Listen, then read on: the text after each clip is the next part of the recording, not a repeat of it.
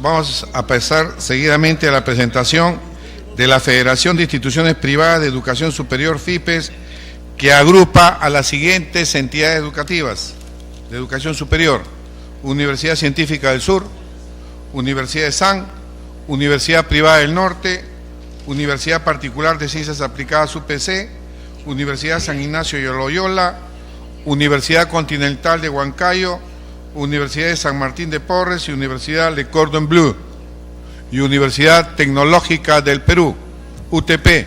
El expositor va a ser el ingeniero José Destre Chacón, presidente de la FIPES. Dejo con ustedes al ingeniero José Destre Chacón, presidente de FIPES. Adelante, señor ingeniero. Señor presidente de la Comisión de Educación, congresista Daniel Mora, señores congresistas presentes, en primer lugar, nuestro agradecimiento por la invitación que ustedes hacen a nuestro gremio para exponer sobre un tema que evidentemente tiene una importancia muy grande en términos de lo que es el desarrollo de nuestro país. Quien habla efectivamente preside este gremio que, como bien ha señalado el congresista Mora, agrupa una serie de instituciones privadas y vamos a entrar. Yo he hecho llegar unos documentos, sin embargo voy a tratar de hacer un resumen. Me han dicho que tengo 40 minutos y en esta problemática tan compleja espero poder sintetizar de la mejor manera este tema. Los objetivos de nuestra institución son claros: la preocupación por la educación, y para entrar de lleno a lo que nos ocupa el día de hoy, lo primero que quisiera señalar es que el tema de la educación superior y el tema en general de la educación, y particularmente el de la educación superior, tiene que ser visto como está siendo tratado acá desde una perspectiva de largo plazo, desde una perspectiva de política de Estado. Para ello, me voy a permitir, porque en este tema en particular, las opiniones que nosotros muchas veces escuchamos, a veces hay información que es necesario conocer para tener una propuesta clara. Queremos, por ello, rápidamente revisar cuál es la situación real y a partir de ahí atender la opinión sobre las propuestas que nos ha hecho llegar la Comisión. La educación superior, la educación universitaria particularmente, tiene una serie de cambios, una serie de reformas que se implementan en la década del 90. Nosotros, como país, todos los que estamos acá compartimos más o menos una generación, sabemos que en la década del 90 nuestro país afrontaba una crisis, una de las más graves que ha tenido en su historia en términos económicos. La educación no estaba exenta a esa crisis. En el sector educación, la necesidad de promover inversión, la necesidad de dar cobertura a los jóvenes peruanos era imperiosa. Teníamos problemas graves en la universidad pública, teníamos problemas graves de inversión en la universidad privada. Se reflejaba en los miles de estudiantes que habían en los centros preuniversitarios en esa época, se reflejaba en la presencia de publicidad de universidades extranjeras que ofrecían estudios en Bolivia, Argentina, Cuba, etcétera, ¿no? Se expresaba la crisis en la carencia de las universidades, tanto públicas como privadas, en términos de equipamiento, y por lo tanto había la necesidad de promover inversión en educación. Para ello se implementan fundamentalmente dos reformas con ese objetivo. En primer lugar, lo que se busca es estimular la inversión privada en la educación y basándose en la Constitución, se van a aplicar beneficios tributarios para ello. Y otro elemento importante y clave es la profesionalización en la creación de universidades. Hasta antes de los decretos que se dan en esa oportunidad, la creación de una universidad era fundamentalmente a través de un lobby político en el Congreso. No existía la presentación a una institución de un proyecto de desarrollo con determinadas características que garantizaran la viabilidad de la universidad. Simplemente se trabajaba políticamente, se obtenía una ley. Y es bueno señalar que antes, estamos hablando de la década de 60, 70, en nuestro país 80, en nuestro país existía la deducción de impuestos a las donaciones a instituciones educativas. Vale decir, cuando se crearon universidades como la de Lima, la Pacífico, Cayetano, etcétera, en la década del 60, con la ley que le daba el Congreso, uno podía ir a empresas privadas y decirle, en lugar de pagar impuestos por 1 millón de soles, dónalo a este proyecto educativo, y la institución privada deducía ese monto. Por lo tanto, era de alguna manera dinero del Estado. Eso desapareció. Entonces, la única manera de promover inversión en la educación era de que existieran actores privados que pudieran invertir ese dinero, porque ya no era deducción de impuestos como se hacía en épocas anteriores. Las leyes que se dan, particularmente para promover la inversión privada, lo que van a buscar también es ver un aspecto de equidad. En la universidad privada existen personas jurídicas, asociaciones civiles sin fines de lucro, y existen personas jurídicas, sociedades anónimas. Esto, y lo voy a explicar más adelante, ha sido de alguna manera utilizado las personas jurídicas, sociedades anónimas, con fines de lucro. Efectivamente, las personas jurídicas, sociedades anónimas, pueden eventualmente sus accionistas repartir las utilidades. Si reparten las utilidades, pagan su impuesto. A nosotros nos ha llamado la atención que en algunos debates en el Congreso y en la opinión pública, medios de comunicación señalan que las universidades societarias no pagan impuestos. En la medida de que reparten los excedentes entre sus accionistas, pagan el impuesto a la renta que corresponde de acuerdo a la ley. Entonces, básicamente lo que la ley pretendía era que si las universidades asociativas, asociaciones sin fines de lucro, estaban exoneradas del impuesto a la renta, al estar por ley obligadas a reinvertir los excedentes, las universidades societarias que lo hacían voluntariamente tuvieran el mismo trato. Es bueno señalar que la educación superior, y estoy seguro que eso es uno de los temas que más motiva en la ley universitaria y sobre todo en el aspecto público, la educación superior nosotros pretendemos que llegue no solamente a los sectores pudientes, sino a los sectores desfavorecidos. Y ahí debemos ser conscientes que la educación superior es una educación muy, muy cara. La educación superior, y hay estudios de la UNESCO, por ejemplo, el 78% de los egresados universitarios argentinos de la educación pública pertenece a los sectores medios altos. Oppenheimer, el periodista, escribe de la misma manera, en un estudio que él hace sobre la educación superior: los impuestos se emplean para graduar a pocos estudiantes de los sectores más ricos. En México, el presupuesto de la educación superior es más del doble de la educación escolar para atender a la mitad de alumnos. Y es claro que todos los que estamos acá, yo he estudiado en la Universidad Nacional de Ingeniería, he visto las hojas de vida de los congresistas presentes, universidades privadas o universidades públicas, sabemos que quienes ingresan a una universidad pública hoy en día son familias de clase media que han podido pagar un centro preuniversitario. Entonces, la educación pública es una educación cara, es una educación que tenemos que diseñar muy bien las estrategias para lograr que efectivamente se atienda a los sectores desfavorecidos y ver cómo los sectores medios y altos acceden a la educación superior sin tener que costarle esto a los sectores más pobres. En este panorama también, en este cuadro que ustedes ven cómo ha desarrollado la inversión pública en la universidad pública. En el año 2002, que es lo que vemos acá en la gráfica, 1.200 millones de soles aproximadamente era el presupuesto de la universidad pública. En el año 2010, el presupuesto de la universidad pública había subido a 2.346 millones, vale decir, creció 1.146 millones, se duplicó en 8 años, el presupuesto de apertura de la universidad pública.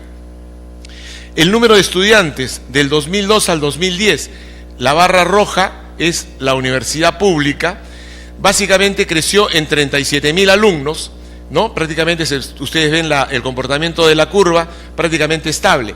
La educación privada creció de 189.000 alumnos a 473.000, 285.000 alumnos. Cuando se dice proliferan las universidades, la palabra proliferan es una palabra igual que la de con fines de lucro, una palabra que carga un sentido peyorativo que habría que evaluar si realmente es justa. Nosotros, la universidad privada, ha atendido fundamentalmente una necesidad de cobertura educativa que lo vamos a ver más adelante. Entonces, han sido 1.146 millones lo que fue el crecimiento de la universidad pública para atender a 37.000 alumnos más. Mientras que la universidad privada evidentemente no le costó al Estado. Podríamos decir incluso que el costo que significó para el Estado fueron los impuestos que las universidades societarias dejaron de pagar. ¿Cuánto dejaron de pagar? 150 millones. Voy a avanzar una página más para que veamos esto, ¿no? El presidente Humala señala hace un par de semanas que en 12 años ha sido 171 millones de soles el impuesto a la renta que se dejó de pagar. La viceministra Laura Calderón, entre el 99 y el 2008, 150 millones de soles. Y nosotros deberíamos comparar estos montos con lo que significa como política de Estado la inversión en otros sectores. Inversiones importantes. El buque escuela de la Armada de la Marina cuesta 180 millones de soles. Es necesario hacer esa inversión. Innova Perú, el fondo Innova Perú, en 3 años, 70 millones de soles para desarrollo de proyectos productivos y tecnológicos. 70 millones de soles que el Estado ha invertido, ¿no? Acá el Estado se podría decir que ha invertido 150 millones, que lo han hecho al final los privados, o sea, el Estado ha dejado de cobrar, para lograr el desarrollo de educación que vamos a ver. Y tenemos dependencias que en un año su presupuesto de gasto corriente ha crecido 129 millones, como lo señalamos acá. El presupuesto de la Municipalidad Metropolitana 2013 creció 126 millones. O sea, todo el desarrollo de la inversión privada le costó al Estado 150 millones. Es lo único que dejó de cobrar. 129 millones de soles simplemente se gastan de un año a otro en gasto corriente y en 3 años se ha invertido 70 millones para proyectos de Innova Perú. Entonces, la dimensión de lo dejado de cobrar para las instituciones societarias evidentemente demuestra que fue un excelente negocio para el país.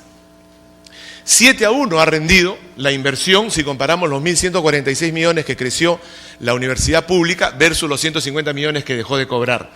Es un contrasentido, decimos, dejar de promover la educación privada. Y no solamente esos 150 millones han producido esto, sino cómo lo han hecho.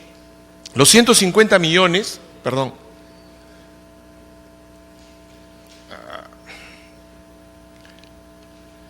los 150 millones son el impuesto, ese 30% que se deja de cobrar. Por lo tanto, la utilidad de las instituciones son 450 millones. ¿Por qué vemos ese enorme crecimiento en la universidad privada? Porque no solo se invirtieron los 450 millones, como cualquiera de nosotros a la hora que se hacen inversiones en largo plazo, uno no construye su casa con el sueldo, con la caja, uno lo que hace es endeudarse. Entonces, la universidad privada, con esos 450 millones, como lo mostramos en este cuadro, apalanca, ¿no?, 5 veces, que es lo que generalmente presta el banco. Entonces estamos hablando de más o menos 2.200 millones de soles que han sido invertidos en estos últimos años por los sectores privados. 2.200 millones. Por eso es que nosotros vemos, aparentemente de un momento a otro, pero en un proceso de varios años, un crecimiento importante que no solamente se ha dado en las nuevas universidades, sino que motivó a que las universidades anteriores a la existencia de las nuevas se actualizaran.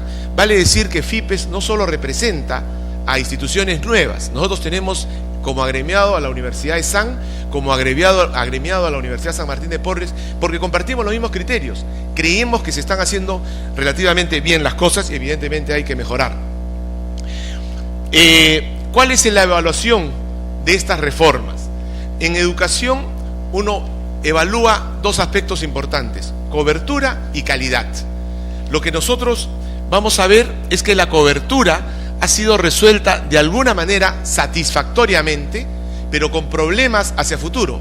Si nosotros no seguimos invirtiendo en educación, el Perú va a tener problemas a futuro. En la calidad es un problema que no está resuelto. La calidad fundamentalmente tiene como problema que es heterogénea. Hay buena calidad y mala calidad. Acá todos son universitarios. Yo creo que la mejor demostración de que hay calidad en la educación es efectivamente que existe el potencial para poder liderar el país, para poder liderar la empresa. Todos los que estamos acá no somos formados en universidades extranjeras. Entonces es injusto para la educación peruana decir que toda la calidad es mala. La calidad tiene que mejorarse, por supuesto. Hay que mejorar y hay que ver dónde fallamos. Pero evidentemente hay universidades que desarrollan calidad a nivel público, privado, privado asociativo, privado societario. En términos de cobertura es importante también, se escucha con mucha frecuencia decir, hay muchos universitarios. Es una falacia, porque estamos acostumbrados de repente, por temas generacionales, a recordar que antes los universitarios eran pocos, ¿no? Pero, de acuerdo al Organismo de Cooperación de Desarrollo Económico, los países desarrollados llegan al 68-70% de la población en edad de estudiar la educación superior a ese nivel educativo. Chile está en 43% y Perú en 33%. Nosotros como país estamos 10 puntos por debajo de la formación de educación superior universitaria con relación a Chile. La población joven de Chile, por lo tanto, está más instruida y tiene mayor valor competitivo en estos momentos en términos de cantidad. Entonces, no es que existen muchos universitarios en nuestro país. Estamos bastante atrás, estamos con la justa dentro del promedio de la educación en América Latina. En relación al tema de las muchas universidades, efectivamente, en nuestro país, si nos comparamos con algunos otros, tenemos más universidades que otros. Argentina, por ejemplo, estos son datos al 2010, nosotros como país teníamos 100 universidades para atender 800.000 alumnos. Argentina atiende a 1.700.000 alumnos, más del doble, con menos de la mitad de universidades. ¿Por qué? Porque básicamente la legislación peruana le exige a una universidad trabajar en el departamento para el que fue creada. Entonces, si se quiere trabajar en otro departamento, hay que crear una nueva universidad. Hay una lógica, hay un tema cultural, donde cada provincia quiere tener su propia universidad, ¿no? Yo creo, con todo el respeto a la Universidad Nacional de Huacho, por ejemplo, que yo preferiría, siendo un estudiante huachano, preferiría ser alumno de la Universidad Nacional de Ingeniería, sede Huacho, o de la Universidad Nacional Mayor de San Marcos, sede Tayacaja, ¿no?, que alumno de la Universidad Nacional de Tayacaja. O sea, hay una tendencia cultural en nuestro país a crear la universidad local, cuando en otros países la tendencia es a universidades regionales o nacionales que tienen filiales y que tienen una serie de temas positivos, como es la transferencia de experiencia, ¿no es cierto?, evitar una redundancia en la burocracia. Entonces, es simplemente el esquema organizativo que tiene el Perú lo que hace que hayan muchas universidades, y que desde mi particular punto de vista me parece contraproducente para los propios alumnos. Este cuadro ustedes pueden verificar, donde está la información de los porcentajes de cobertura que tiene nuestro país en relación a los países latinoamericanos e igual en las universidades. Entonces, decimos, la cobertura, la demanda sigue creciendo. San Marcos ha tenido este año casi 80.000 postulantes para 4.000 alumnos. ¿Quiénes son los que ingresan? Aquellos que tienen dinero para formarse más de un año en el centro preuniversitario. No ingresan los más pobres, ingresan los que ya tienen un dinero para esa formación. Las nuevas universidades que se han creado han atendido felizmente, y si ustedes lo revisan, sectores de provincia, sectores BC. Y un tema importante que debemos comentar es qué hubiera pasado en nuestro país si no se hacían estas reformas. O sea, ¿cómo se habría atendido la presión social de la juventud que demandaba por estudios? Entonces, en el tema de cobertura decimos, hay un éxito relativo, pero la tendencia futura, producto del crecimiento de la clase media, por el desarrollo económico que felizmente tiene nuestro país, este bono demográfico, donde más el 40% de la población tiene menos de 19 años, el crecimiento de la cobertura escolar, ya estamos prácticamente en 90% de cobertura escolar. En la época de nuestros abuelos, ¿no?, evidentemente la cobertura escolar era mínima. ¿Y quiénes estudiaban en la Universidad Nacional de Ingeniería? Los sectores altos de la población. ¿Quiénes estudiaban en la época de nuestros abuelos en la Universidad Nacional Mayor de San Marcos? Igual manera. Cuando nosotros hemos estudiado, ya el acceso a la clase media era más notorio, ¿no? Y ahora son universidades donde a veces decimos que son universidades populares, pero repito, yo creo que si nosotros nos preocupamos efectivamente tendríamos que estar dando desde el momento de la educación escolar, apoyo a los alumnos de los sectores más desfavorecidos para que puedan ingresar justamente a una educación pública gratuita. El crecimiento de la población urbana es otro elemento que va a presionar para la necesidad de mayor educación superior. Entonces, con esto de alguna manera ese es el panorama de la cobertura. Hemos atendido, no estamos en un exceso de atención y por el contrario, el pronóstico nos dice que requerimos incrementar la cobertura. En la calidad, como decía hace unos minutos, la calidad es heterogénea. En las universidades públicas hay buenas y malas universidades. En las universidades privadas asociativas, asociaciones sin fines de lucro, la persona jurídica, hay buenas y malas universidades. Y en las universidades societarias, de la misma manera, hay buenas y malas. ¿Cómo logramos una homogenización? Ese es el problema. Además, el doctor Jaime Zárate, presidente del CONEAU, ante el Congreso y creo ante esta Comisión de Educación, señala que el 17.8% de los estudiantes de la universidad privada perciben su calidad entre regular y mala. Vale decir, el 82 y pico la percibe entre buena y muy buena. Correcto. La educación pública es percibida por el 40% entre regular y mala. El 60% la percibe entre buena y muy buena. O sea, la educación privada presenta para el alumno índices de calidad mayor a la educación pública. Nosotros tendemos también, cuando evaluamos el tema de la calidad, a decir, bueno, pero no figuramos en ningún ranking, ¿no? Y ese es el gran problema, y entonces toda la educación peruana universitaria es de mala calidad porque no figuramos en ningún ranking. Los rankings no son una demostración ni una garantía de calidad. Los rankings son una comparación relativa entre distintas universidades. Quaccarelli Simon, que es uno de los rankings más importantes que merece las publicaciones en este tipo de revistas, ¿qué cosa es lo que evalúa? Nivel de reputación entre académicos y empleadores. Entonces, si yo le pregunto a una transnacional cuáles son las universidades más importantes, evidentemente las universidades de los países desarrollados van a figurar con mayor recordación. En términos de estudio de investigaciones y publicaciones, en términos de presencia online, en términos de académicos con doctorados, es lógico que esas universidades nos aventajan, ¿no? La cantidad de doctorados, de profesores doctorados en nuestro país y la cantidad de publicaciones es un problema. Es algo que tenemos que corregir, que tenemos que estimular, pero no significa que la calidad es mala necesariamente.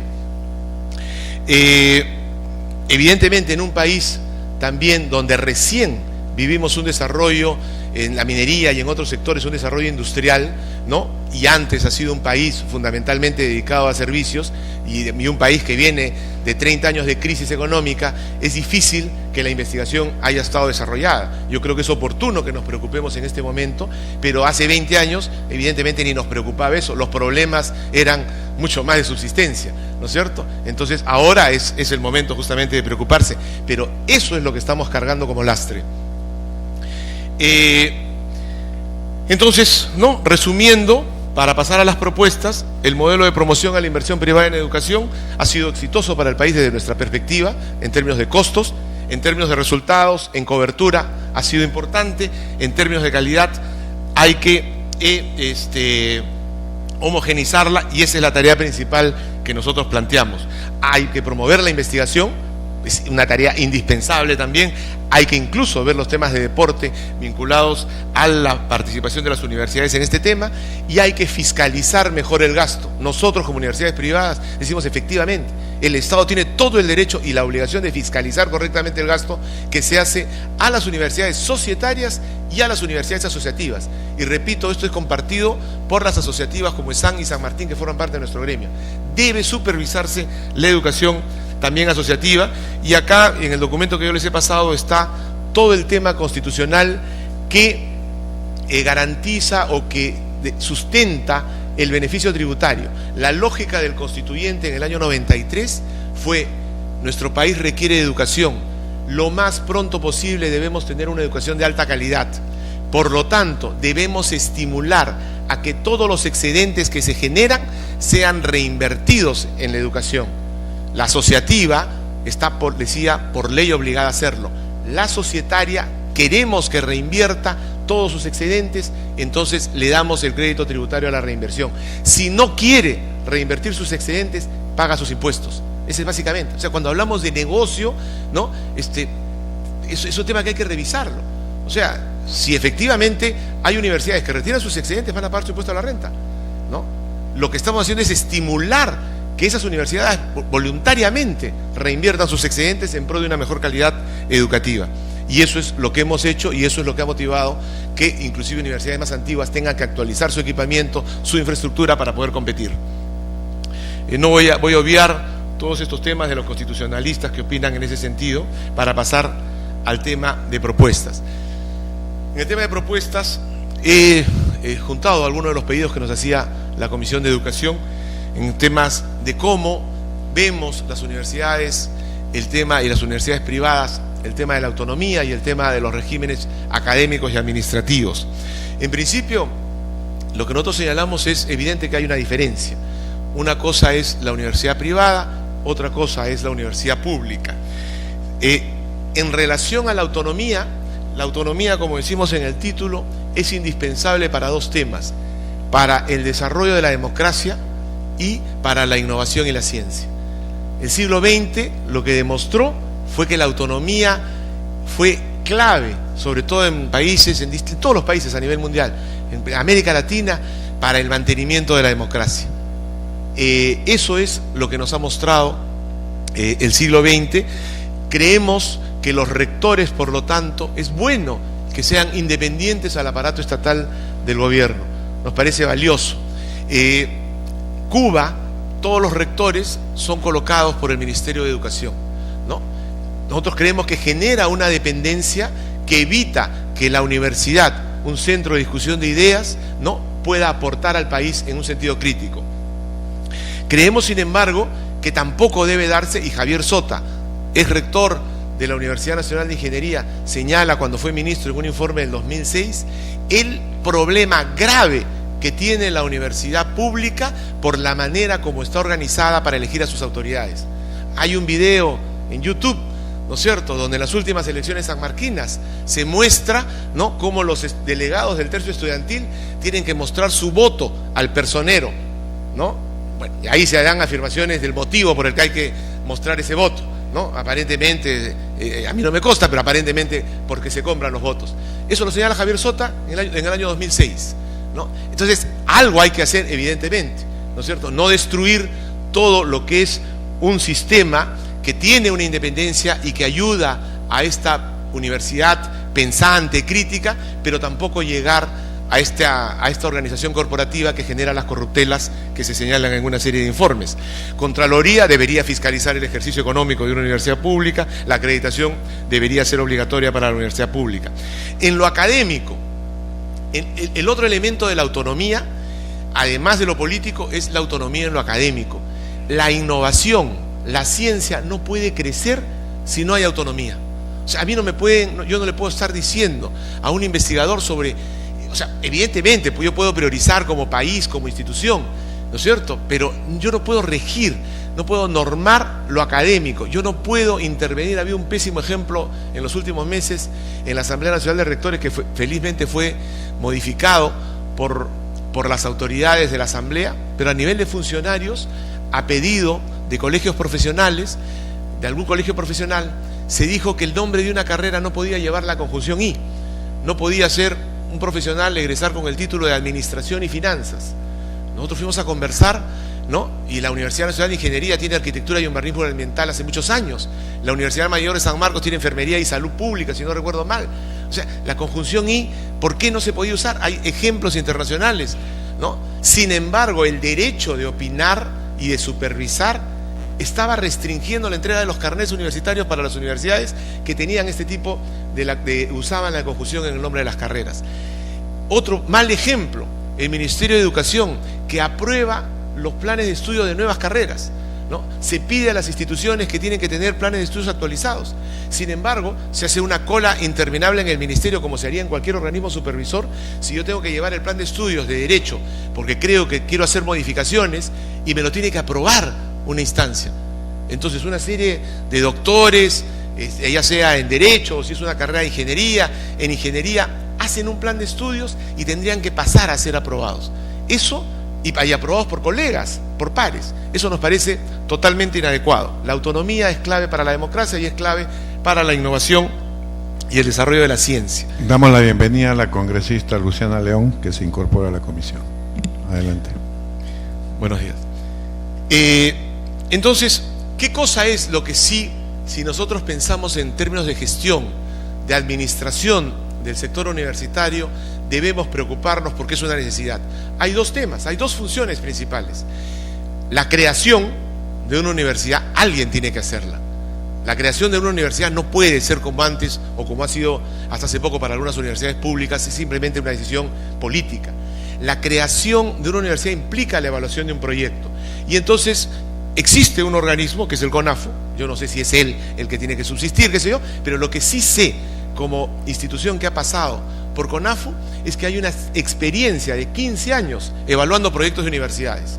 Una institución que al inicio la engañaban porque a la hora que iban a hacer las evaluaciones de repente existía equipamiento que luego se lo llevaban, y que generó y ha generado una serie de procedimientos complicadísimos, pero que buscan garantizar lo que estos señores tratan de defender, que es una creación profesional de las universidades. Ahí hay una experiencia importante. ¿Y cuál es la otra función, una vez que yo creo una universidad, sea pública o privada? ¿Cuál es la otra función que se tiene que preocupar? Fundamentalmente la acreditación de la calidad. Y existen experiencias en nuestro país. ASPEFAN, la Asociación de Peruana de Facultades de Medicina, creó la Comisión de Acreditación de Facultades de Medicina, que funcionó varios años, y que yo en el material que les he hecho llegar, tienen ustedes ahí la cantidad de requisitos que chequean. Cuántos alumnos están por laboratorio, los grados académicos de los docentes, como en el documento de CONAFU está para evaluar un proyecto, cuántos metros cuadrados tiene que haber por alumno en un aula, qué grados tiene que haber, cuál es la remuneración que se le va a pagar. Y si uno incumple, si uno dijo que iba a pagar sueldos mayores a 5.000 soles y los incumple, ¿no?, entonces ese proyecto es desaprobado y esa universidad puede ser cerrada, ¿no? Entonces la pregunta es, oye, ¿y por qué existen universidades de tan mala calidad aparentemente creadas por CONAFU? ¿No? Bueno, básicamente porque funcionan con acciones de amparo, porque pudieron hacer la trampa en determinado momento, ¿no? Las universidades que para crear una filial pasaron por CONAFU son 2 o 3. El resto de universidades no pasó, sencillamente. Entonces, creo que hay que aprender de estas dos experiencias, el tema de CONAFU y el tema del CONEAU y CAFME anteriormente, para básicamente normar las únicas dos funciones que me parece deberían existir. Yo, con todo respeto, cuando escuchaba a los alumnos de la Santiago Túnez de Mayolo, su problema, ¿no es cierto? Bueno, tendríamos efectivamente que meternos a ver todo el problema legal que debe haber ahí, ¿no? Pero es universidad, y de alguna manera va a ser nuestra opinión, debería tener efectivamente, y lo vamos a desarrollar, no quisiera desordenarme, lo voy a plantear un poco más adelante, en relación al régimen académico administrativo de la universidad privada. La Constitución dice que cualquier institución privada se organiza cumpliendo la ley y tiene autonomía, cualquier institución privada, mucho más una universidad. Entonces, lo que nosotros decimos es que para la organización académica y administrativa de la universidad privada, fundamentalmente la ley debe definir las características mínimas, los requisitos mínimos, como cuando se crea una institución de salud, que se dice la infraestructura debe cumplir tales y tales características, el personal debe cumplir tales y tales grados académicos, y luego tiene la autonomía que tiene cualquier institución privada para trabajar y desarrollar el servicio que presta. Esto es lo que fundamentalmente planteamos. Creemos que el incumplimiento del servicio, el INDECOPI, tiene todas las posibilidades para llamar la atención en relación a lo que ofreció una institución educativa, y la ley, evidentemente, si yo presento una denuncia de que mi profesor no tiene el título y la ley dice que debe tener título, igual INDECOPI me puede multar y de repente cerrar. O sea, creemos que la institucionalidad del Estado está preparado para atender a una empresa o una institución de servicios, un proyecto de servicios educativos, sin ningún inconveniente. La universidad privada, decíamos, está conformada por asociativas y societarias. Esto me permito enfatizarlo porque hemos escuchado, lamentablemente, a representantes de universidades asociativas de alguna manera señalar que las societarias somos los responsables de que la educación sea una educación de mala calidad por el famoso tema del negocio. Nosotros creemos, repito, que hay calidad en todas las instituciones, públicas, asociativas y societarias, y hay mala calidad también en las tres instancias. Ya he explicado que las asociativas tienen, de acuerdo a ley, la exoneración del impuesto a la renta, y las societarias gozan del crédito tributario a la reinversión. Lo que nosotros solicitamos en términos de régimen administrativo es que tanto asociativas como societarias tengamos estos beneficios. Las asociativas año a año tienen que estar esperando, ahora 3 años, la exoneración del impuesto a la renta. Cuando uno hace inversiones, uno calcula un flujo de caja, y un flujo de caja mínimo tiene 5 años. Entonces, si una asociativa ha hecho una inversión en activos importante y espera pagar ese endeudamiento en 5 años, ¿no es cierto? Si se dice mañana ya está suspendido la exoneración del impuesto a la renta, crea en un problema grave de caja a la institución. Igual, las societarias, tenemos un crédito tributario a la reinversión. Ese crédito tributario a la reinversión es cuestionado por el MEF. En fin, han significado endeudamientos a largo plazo, y lo que se pide básicamente es la estabilidad jurídica para la reinversión que las instituciones privadas han realizado. En términos del régimen administrativo de la universidad pública, que era lo que comentaba, y que nos permitimos como egresado, soy egresado de la Universidad Nacional de Ingeniería, he concluido la maestría en educación en la Universidad Mayor de San Marcos y empecé el doctorado también en la misma universidad en educación. Conozco la universidad pública, quiero a la universidad pública. Yo creo que efectivamente la universidad pública debe, desde mi punto de vista, tener fundamentalmente una orientación estratégica y una fiscalización de sus recursos por el Estado. Creo que la universidad pública debe tener, voy a avanzar, ¿no? La universidad pública debe mantener principalmente la democracia, debe haber un equilibrio entre la independencia política y la supervisión de la sociedad. Tenemos la necesidad de modernizar la gerencia de la universidad. O sea, si uno mide el debate universitario internacional, el gran problema es cómo las universidades ahora tienen eficiencia en su gerencia. Ese es el gran problema. ¿Por qué? Porque ya un rector de una universidad se encuentra con problemas presupuestales, se encuentra con problemas de competir, cosa que no existía hace 20 años. Hace 20 años o tenía el presupuesto público, y más de repente, 30, 40 años, o tenía el presupuesto público garantizado, o era un rector de una universidad privada con una cola de alumnos enorme que también me garantizaba el presupuesto. Entonces, el debate internacionalmente es cómo logro eficiencia en la gerencia de una universidad. Nosotros creemos que el rector debe ser elegido universalmente, creemos que debe presidir un consejo universitario donde deben haber representantes de la sociedad civil, colegios profesionales, donde deben haber representantes del Ejecutivo para que fiscalicen, y creemos que el rector debería elegir algo así como un vicerrector general, un gerente general, ¿no? Y que ese gerente general elija su equipo de confianza. ¿Yo cómo puedo gerenciar bien una institución si tengo de repente de decano a alguien que no es de mi confianza? Así está. Zenaida Uribe quiere hacer una interrupción. Nos aclare cuando dice que debe ser elegidos universalmente, o sea, voto universal, todo el alumnado, lo que quería decir. Así es, la universidad tiene, y sobre todo la universidad pública tiene la tradición del ejercicio democrático, ¿no? En estos momentos la elección de un rector se hace en la asamblea universitaria con representantes de docentes, de trabajadores, de alumnos. Estos representantes manejan el voto, ¿no? Y de ahí todos estos comentarios que se hacen en el informe, por ejemplo, repito, de Javier Sota, en relación a la corruptela, y él lo señala así, a la corruptela que se da en esos procesos electorales. Una manera de obviar y de mantener el ejercicio democrático es que sea el voto universal y secreto. Estudiantes, profesores, todo el mundo elige. Está eligiendo a una personalidad de la universidad, a una personalidad que recibe, ¿no es cierto?, esa confianza de su institución. Pero él debería elegir un gerente, una persona que sepa administrar, y esa persona que sepa administrar debería tener directores que también sean de su confianza. Esto evidentemente rompe todos los paradigmas con los cuales se maneja la universidad actualmente, ¿no? Actualmente el decano de una facultad es elegido por sus docentes. ¿Qué genera?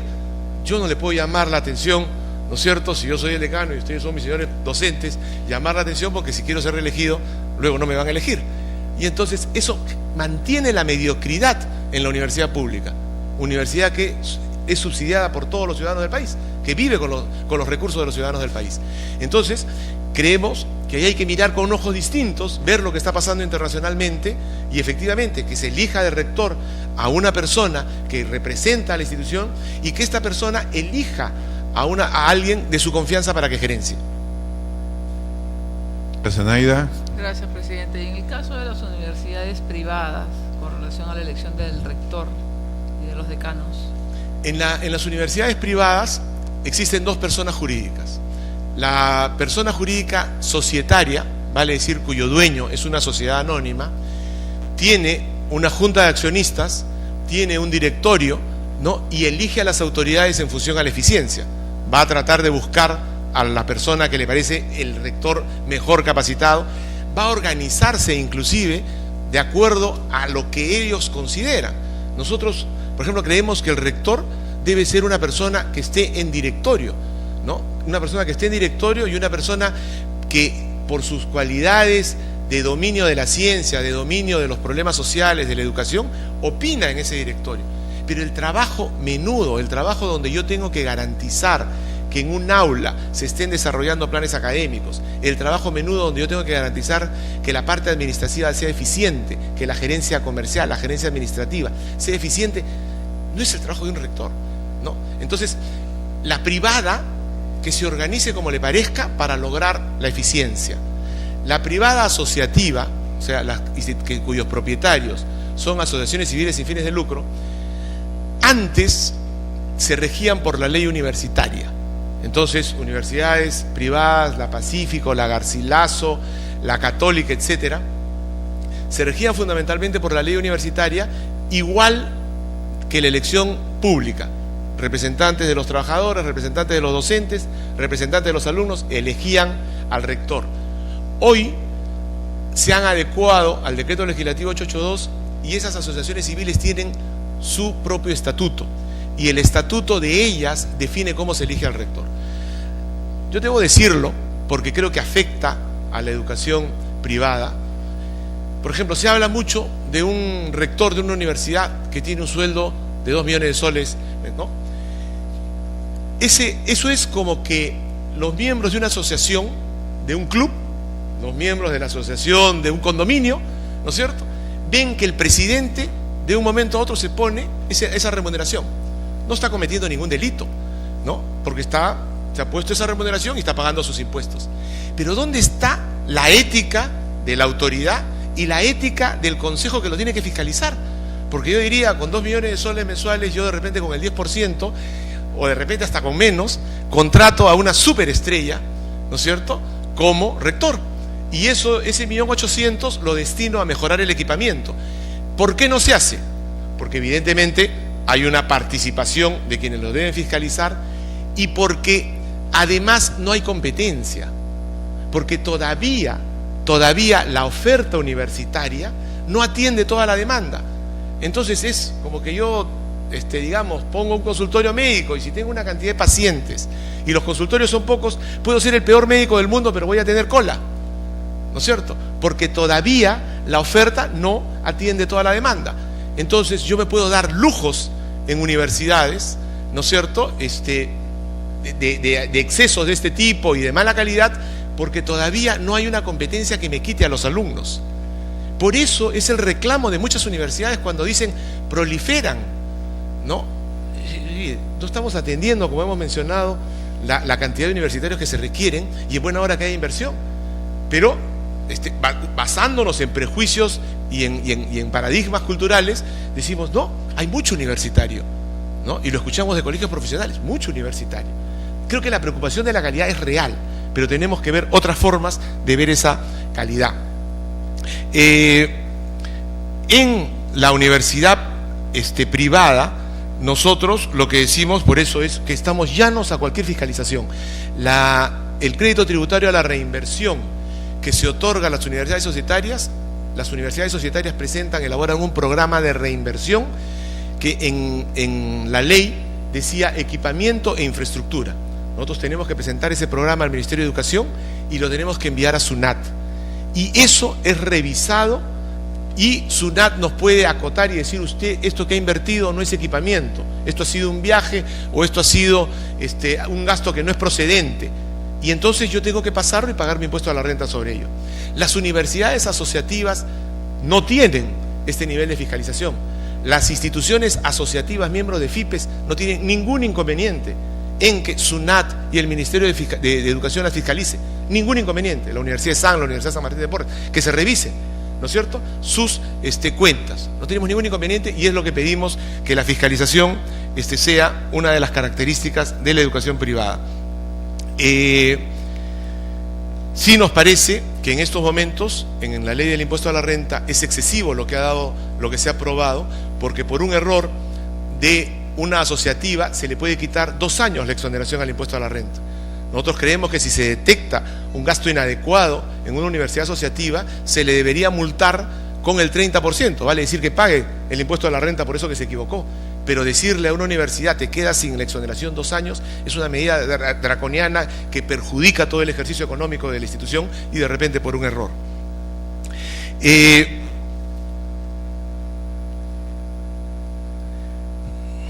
Sobre el régimen de creación de universidades, repitiendo, es indispensable mantener la inversión en educación. Las universidades que han visto paralizados sus proyectos eran dinero que se iba a invertir en infraestructura, en docentes, etcétera. Y lo reclaman además los líderes políticos, los líderes intelectuales. Hay que apostar a una mayor inversión pública y privada en la formación del capital humano para el crecimiento y desarrollo. Es una realidad. Creemos que se debe mantener, en la creación de universidades se debe mantener la profesionalización de las universidades, básicamente recoger la experiencia del PDI y del CONAFO. Vale decir, el CONAFO, que es un organismo autónomo de la Asamblea Nacional de Rectores y que no le cuesta un sol al presupuesto estatal, porque cuando uno quiere que se apruebe una universidad, uno tiene que pagar las tasas que pide CONAFO, y CONAFO no tiene presupuesto del Estado, y son procedimientos que yo les muestro acá, duran entre 2 y 3 años. O sea, uno elabora su PDI para los primeros 5 años, lo envía, lo presenta a CONAFU forma una comisión evaluadora, hacen observaciones, se revisan las observaciones, se decide si se aprueba o no por la comisión evaluadora. Si lo aprobaron, va al pleno de CONAFU. Una vez que lo apruebe el pleno de CONAFU, le pide que lo implemente. O sea, para iniciar una nueva universidad yo tengo que haber armado toda la infraestructura para los 2 primeros años. Tengo que haber invertido el dinero y está el local armado, listo, con computadoras, con laboratorios y todo. Recién una vez que lo implemento y todavía no puedo funcionar, va a venir el pleno de CONAFU a revisar eso que he implementado. Pueden nuevamente salir observaciones y después de eso me van a aprobar la implementación del PDI y recién va a salir la autorización provisional para el inicio de la universidad, y voy a ser evaluado por 5 años. Porque son 5 evaluaciones, no son 5 años, son 8 años generalmente la evaluación que toma. Entonces, este es el procedimiento, que si le pudiéramos criticar algo, es el excesivo, o sea, es un procedimiento engorroso, cuidadoso al extremo, porque esos señores, los ex rectores que forman CONAFU, no quieren que existan el nivel de críticas al que normalmente están expuestos. Cita Zenaida, quiere hacer una interrupción. Quiero aclarar que quedan 10 minutos Última, sí, para terminar la exposición. Con relación a CONAFU, cuando se dice que no tiene presupuesto, la información que tenemos es que sí tiene presupuesto a través de la ANR. También otra pregunta con relación a las filiales, que dice el señor Dextre. ¿Cuántas filiales tiene usted fuera de Lima? Ninguna, porque no he podido, porque ya la ley no me lo permitió, ¿no? Pero yo creo, mire, nosotros tenemos acá, para posgrado, filiales de la Universidad Adolfo Ibáñez, del Tecnológico de Monterrey, de ICADE, el Instituto de Administración de Empresas centroamericano reconocido. O sea, cuando nosotros vemos esas experiencias, nos sentimos halagados de que venga la experiencia internacional a enseñar en nuestro país, ¿no? ¿Por qué estaría mal que la Universidad de Piura haya abierto el campus que ha abierto en Lima? ¿No es cierto? ¿Y por qué una Universidad de Lima no puede ir a provincias a competir? ¿No? Eso es lo que nosotros planteamos. En términos de la acreditación, creemos que es un tema clave para el logro de la calidad. Efectivamente, hay experiencias, los estándares de CAFMI y de CONAFU yo les he alcanzado, y los estándares de CONEAU yo les he alcanzado. CONEAU para medicina tiene 98 estándares, donde hay que escribir todo, los grados académicos de cada profesor, los procedimientos para la evaluación de los docentes, en fin. La acreditación es un proceso formal donde uno trata de garantizarse a sí mismo que está siendo cuidadoso en el desarrollo de la calidad. Pero que decimos, no basta con la acreditación, no basta, porque mientras yo me acredite y yo demuestre algo, CAFME, la Comisión de Acreditación de Facultades de Medicina, al final todas las facultades de medicina pasaron, todas cumplieron los estándares, porque era obligatorio, y entonces había que hacer lo indispensable por pasar. Una vez que se pasa, ¿qué cosa es lo que sigue motivando la mejora de la calidad? La competencia. Si no hay competencia, no va a haber calidad por más acreditación que nosotros podamos lograr. Voy a tratar de ir mucho más rápido, lamentablemente el tiempo, y el tema es amplio y el tiempo. Entonces, decimos eso, los dos instrumentos para la calidad son la acreditación y la competencia. Creemos que la competencia, y lo ha demostrado el desarrollo del siglo XX y lo que vamos avanzando del siglo XXI, la competencia es el instrumento de la calidad. Si los autos chinos se quedan en China, como alguna vez los autos peruanos eran solo para los peruanos, seguramente van a ser y van a competir acá en el Perú y van a ser los mejores autos. Pero cuando los chinos se proponen salir a que sus autos se vendan en el mundo, allí es donde se expresa la calidad. Cuando Corea, antes Japón, hicieron y se estimuló ese reto de la competencia, allí es donde se logra la calidad. Cuando yo cierro la posibilidad de la competencia, lo que hago es generar una zona de confort a los presentes y la calidad no se mueve. ¿Cómo supervisar los procesos de implementación de una universidad de excelencia? Nos preguntan. Nosotros decimos, lo que estoy repitiendo, la acreditación y la competencia. Como he explicado, los problemas de calidad son porque todavía la oferta no cubre la demanda. Si yo me voy a una ciudad de provincias donde hay una universidad privada y una universidad nacional, cualquier universidad que se abra ahí va a estar llena de alumnos. Cuando la oferta universitaria supere a la demanda, entonces ahí van a tener problemas, ¿no? Eso es lo que tenemos que reconocer. Mientras tengamos el mismo paradigma, cualquier universidad de mala calidad abre sus puertas, o inclusive de buena calidad demostró la calidad, pero luego está en la zona de confort porque no hay competencia. Y entonces ahí es donde se presentan los problemas de calidad, por lo menos en la privada. Existen, y creemos, algunos niveles de indicadores de la universidad pública, ¿no? Porque se nos dice, bueno, voy a avanzar. El tema de las filiales lo hemos comentado de alguna manera. Creemos que da prestigio al egresado el tema de las filiales. Creemos que en un momento de internacionalización pensar en universidades locales no tiene ningún sentido. Los títulos, decimos, deben ser a nombre propio, ¿no? Nosotros creemos que los títulos de cualquier institución educativa deben sustentarse en el prestigio de la institución. No tienen por qué ser otorgados a nombre de la nación. La empresa privada, a la hora que va a incorporar un profesional, no se preocupa, ¿no es cierto?, de si el título es a nombre de la nación. Trata de reconocer el nivel de calidad que tiene la persona. Y no basta inclusive saber de qué universidad vino. Hay que tomarle una prueba, hay que ver cuál es su hoja de vida. Y hay personas que vienen de universidades que aparentemente no tenían un prestigio y sin embargo tienen un desarrollo profesional por los méritos que fueron adquiriendo, por los posgrados, por los diplomados que van adquiriendo, ¿no? Muchachos que por mala situación económica ingresan a una institución barata donde aparentemente le van a dar una mala calidad, que termina, se pone a trabajar y que continúa sus estudios. Es el desarrollo personal que tiene cada uno para lograr su éxito. Entonces nosotros decimos que ese mismo tema, ese esquema de selección es el que se tiene que dar. O sea, hay que competir y la competencia es institucional e individual. En la carrera pública, de repente tomar exámenes de suficiencia profesional podría ser una solución en la medida de que el título no sea en nombre de la nación. En relación a la investigación, el ejemplo del canon, yo les he alcanzado información ahí. El ejemplo del canon lo que demuestra es que no es un problema de recursos, es un problema de que no hay investigadores. Entonces la universidad pública recibe el recurso y no tiene que hacer. La mayor inversión con el canon en el año 2012 fue el comedor de la San Luis Gonzaga, 16 millones. Esa es la mayor inversión. ¿Por qué? Porque no hay investigadores, porque estamos en un país que viene de una crisis terrible. Entonces recién tenemos que proponerlos, pero no es pues el modelo tradicional de suponer que en la universidad, que dicho sea de paso, la universidad no es la única internacionalmente responsable de la investigación.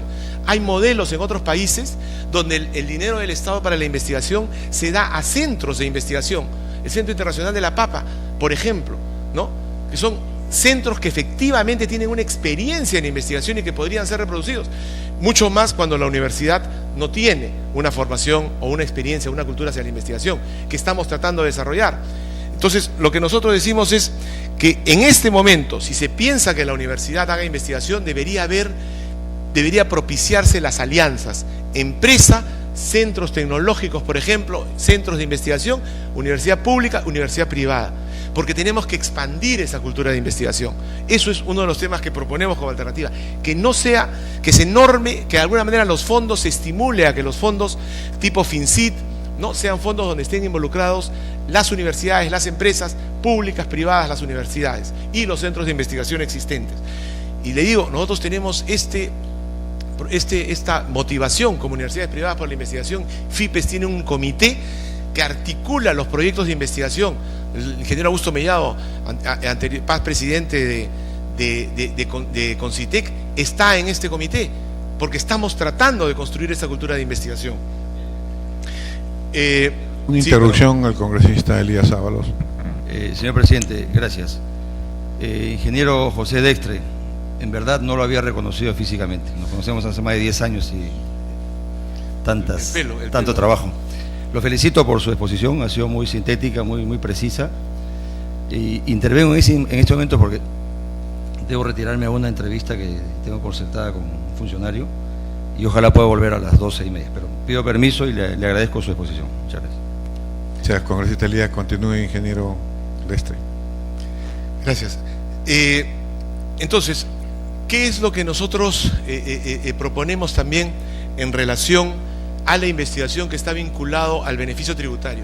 Creo que en la década del 90, cuando se estableció el beneficio tributario para la inversión en educación, se priorizó lo que era clamoroso: infraestructura y equipamiento. Yo creo que en estos momentos hay que incrementar, hay que mejorar esa ley, y el beneficio tributario que debe darse de acuerdo a la Constitución debe ser también presentando programas de investigación de las universidades, y creemos que además debe también presentarse programas de deporte. Entonces, el dinero que me da el Estado como crédito tributario, me lo da porque ya no solo me preocupo de equipamiento y de infraestructura, que ahora se critica, decimos que hay muchas aulas, muchos edificios. Además de eso, que todavía se va a seguir necesitando, debo presentar un programa de investigación y debo presentar un programa de deporte para poder acceder al beneficio tributario.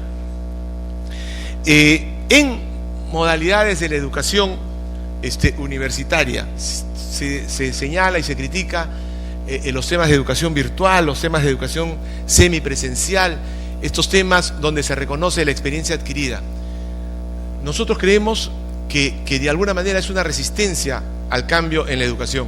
Lo que nosotros vemos en las universidades de los países desarrollados es esta tendencia a proyectos, por ejemplo la Universidad de Stanford, Udacity, donde se dispone, se le da al alumno todos los instrumentos para que él aprenda por su cuenta, ¿no? O sea, la educación, digamos, la metodología, o sea, cuando yo tengo que transmitir un conocimiento hace 50, 60 años, básicamente se paraba un doctor, se paraba un docente y lo que hacía era dictar la clase. De ahí viene el tema dictar la clase. Hoy día yo podría reemplazar a ese señor que dicta la clase por un video. Y hoy día la tecnología me permite además que yo le haga preguntas y que yo pueda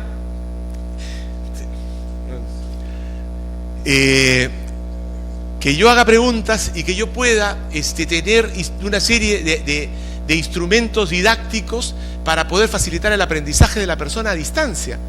Entonces, ¿de qué se trata? Yo creo que al contrario, quienes legislan, quienes les toca legislar y ver lo estratégico, lo que tenemos que preocuparnos es cómo hacemos uso de los nuevos instrumentos tecnológicos para dar la gratuidad educativa. Eso es lo que tendríamos que preocuparnos. Y tenemos que reconocer que el derecho a la experiencia adquirida, si yo no pude estar en el colegio puedo ir a dar un examen de suficiencia y demostrar que he terminado quinto de secundaria. Es un derecho. Entonces, hay una serie de personas que han egresado, que han salido del sistema universitario y que han ganado experiencia y que quieren continuar sus estudios y demuestran la experiencia y convalidan cumpliendo todas las horas. Nos parece a nosotros que la crítica que se hace desde los colegios profesionales a los programas semipresenciales no es correcta. Nosotros creemos que y estoy seguro que cualquier institución privada estaría dispuesta a que den un examen de suficiencia, que los alumnos que egresan de un pregrado de una universidad pública, de una universidad privada, y los que egresan de programas semipresenciales den un examen de suficiencia en el colegio. Es lo que nos interesa a nosotros, es la calidad. Y creemos que más bien es una solución futura a la gratuidad. Vale la pena decir también otro paradigma con el que muchas veces nos actuamos. Es imposible formar los profesionales que el país necesita. Es imposible. Cuba es el país que intentó planificar quinquenalmente su desarrollo industrial y tecnológico y los profesionales que requería. Cayó el bloque soviético, entró la crisis económica y fracasó toda la planificación. Eso es un mito, ¿no? Acá hace 15 años, 10 años, los ingenieros de minas, los arquitectos, los ingenieros civiles sobraban. Nuestro hijo decía, yo quiero ser arquitecto, y nos pasábamos horas tratando de convencerlo de que no estudiara arquitectura. Desde hace 5 años, 3 años, faltan arquitectos, faltan ingenieros civiles, faltan ingenieros de minas. ¿Por qué? Porque el desarrollo económico es la variable principal para que haya empleabilidad. Si no hay desarrollo económico, todos los profesionales sobran. Y el otro tema es la vocación. Yo no le puedo decir a mi hijo que quiere estudiar Derecho, que no estudie Derecho porque hay muchos abogados. Sencillamente va a seguir estudiando Derecho. Yo tendría que preguntarme si la universidad pública debería seguir dando derechos si considera que hay muchos, ¿no? Y entonces podría decir, bueno, que lo hagan las privadas y que el Estado deja de formar a alguien que ya no se necesita. Algo así como que yo tengo que volar Lima, Piura, y bueno, que lo hagan los privados, pero para volar de Tocache a Ingenio, en Madre de Dios, que lo haga el Estado. Pero también podríamos decir, bueno, y ese alumno de sectores populares que quiere ser abogado, le prohibimos, ¿no? Entonces, hay un tema ahí complejo, pero creo que es importante tener en cuenta que la empleabilidad está sujeta al desarrollo económico. El Perú crece, faltan los profesionales. El Perú no crece, sobran los profesionales. Eso es un tema que tenemos que tener claro. En el corto y mediano plazo, el fortalecimiento de la universidad pública. Yo creo que la universidad pública es una universidad que debería tener una prioritaria atención a la calidad, es el dinero de todos los peruanos, para formar además a los sectores menos favorecidos. Yo he estudiado en una universidad pública, yo creo que mi padre debió haber pagado lo que pagaba en el colegio cuando yo estudiaba. Y entonces la persona que viene de un colegio que paga 80 soles, que pague 80 soles. El que viene de un colegio que paga 300, que pague 300. El que vino de un colegio donde no pagó, que no pague. ¿Por qué? Porque ese dinero está contribuyendo al desarrollo de la educación pública. Yo creo que la gratuidad debe ser selectiva. Y ahí tendríamos que ponernos a pensar que el alumno que viene de colegio nacional también debería estar becado en la pre de la universidad. También debería estar becado en la pre de la universidad. Porque si no, igual hay un problema para atención al menos desfavorecido. Porque yo estudié en un colegio nacional, pero mi papá tiene para pagarme la pre, mientras que el otro no tiene para pagar la pre, ¿no? Y entonces él está desfavorecido. Entonces creo que la organización de la gratuidad debería ser selectiva. Evidentemente no deberíamos permitir corruptelas y por lo tanto la gestión debería ser una gestión muy profesional, muy eficiente en términos de gerencia. El rector elegido universalmente, pero las autoridades elegidas por ese rector, y que en el consejo universitario, que es el directorio de esa universidad, estén presentes representantes de los colegios profesionales, representantes del ejecutivo, para que le llamen la atención a esa persona que está gerenciando la universidad. Los centros preuniversitarios, yo creo que es simplemente el problema de que, como decimos, la oferta no atiende la demanda. Entonces, mientras menos universidades hay, las colas en los centros preuniversitarios son más grandes, ¿no? Y lo otro que cumplen efectivamente también es un nivel de nivelación. Pero mientras menos universidades hay, tenemos que poner el examen más alto, ¿no es cierto? El examen más complicado, y el memorismo entra. Entonces, tengamos presente eso, ¿no? No es el problema principal a resolver el tema de los exámenes y de que hayan pocas instituciones. Con eso termino. Yo creo que fundamentalmente lo que, particularmente en relación a la universidad privada es ser conscientes de que estamos en un país joven, en un país que requiere dar educación superior, que es imposible para el Estado atender, imposible. El Estado ha duplicado su presupuesto en los últimos 10 años y no logra resolver los problemas y los recursos que demanda la universidad pública. Creo que es indispensable corregir la calidad. Creo que la acreditación y la competencia son los dos instrumentos para elevar la calidad de la educación. Creo que las cosas se han venido haciendo, repito, relativamente bien, tanto en cobertura como calidad, y como se han venido haciendo relativamente bien en el sector privado, lo que tenemos que hacer es mejorar, no destruir lo que se ha venido haciendo, es mejorar. ¿Cómo mejoramos? Hay que estimular la calidad, hay que estimular la investigación, hay que estimular el deporte, y eso tiene que vincularse con el tema de beneficio tributario, y hay que fiscalizar. Si nosotros decimos, bueno, se ha estado utilizando más los recursos que da el Estado, que se fiscalice, que se generen los métodos para fiscalizar ese gasto. Creo que son los lineamientos que nosotros propondríamos para esta ley universitaria, y con eso concluyo, señor presidente. Muchas gracias, ingeniero Deste, que ha sido una magnífica exposición. Creo que ha resaltado temas como que estamos muy por debajo del promedio en cuanto a cantidad de universitarios por población. La calidad de la educación superior es heterogénea. Por la población peruana, pues prácticamente la educación privada ha ido tomando mayor peso por la baja calidad de la educación pública. También nos ha hablado del susto por el ranking. Hay calidad pero falta investigación en algunas universidades, propuesta como autonomía política y académica, sistema de creación de nuevas carreras, organismo supervisor para la creación de nuevas universidades, acreditación de la calidad, diferenciar el régimen público del régimen privado, los regímenes académicos, administrativos de la universidad pública, la presencia del gobierno en el consejo universitario, ¿no? Los exámenes de ingreso para la docencia pública común, rectores elegidos universalmente, un representante de la sociedad civil y del Ejecutivo, que parece interesante. Habla también de la posibilidad de un gerente administrativo, la fiscalización para todas las universidades, el tema de la exoneración del